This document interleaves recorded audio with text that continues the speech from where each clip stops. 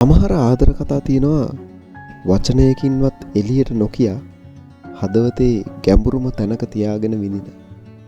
හුස්මක් ළඟින් කතාවේ මේක දිහා බලන හැම වාරයකම යුගානිගේ ඇස්වලින් කියවෙන්නේ මහා පුදුමාකාර බැඳීමක්. ඒ ඇස්වල තියෙන්නේ මේකව කෙසේ හෝ Tamanගේම කරගන්න තියෙන පෙරේතකමකට වඩා ඔහු ළඟින් ඉන්න ලැබෙන එකෙන් විතරක් දැනෙන සැනසීමක්.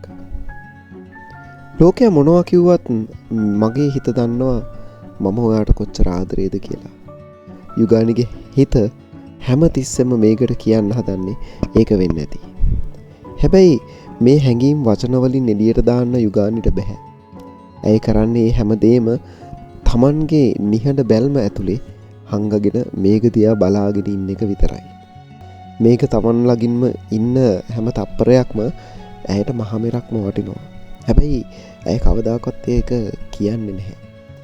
ඉතින් Taman පණටත් වඩා ආදරය කරන කෙනා Tamanගෙම ඇස් ඉස්සරහා හිටියත් ඔහු Tamanගේ නෙවෙයි කියන එක හිතින් දරා ගන්න සිද්ධ වෙන එක තමයි යුගානිට දැනෙන ලොකුම වේදනාව.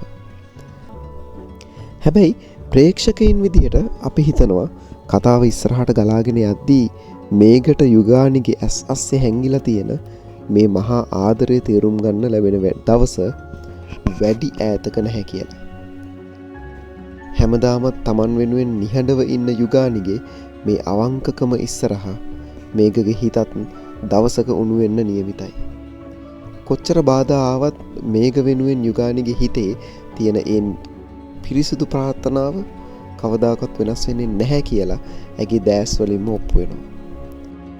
මුළු ලෝකයක්ම එකතු වෙලා මේ බැඳීම නතර කරන්න හැදුවත් ඒ ආදරණීය හුස්ම ළඟින්ම රැඳෙන්න යුගානිගේ හිත හැමදාමත් පෙරම් පුරාවි.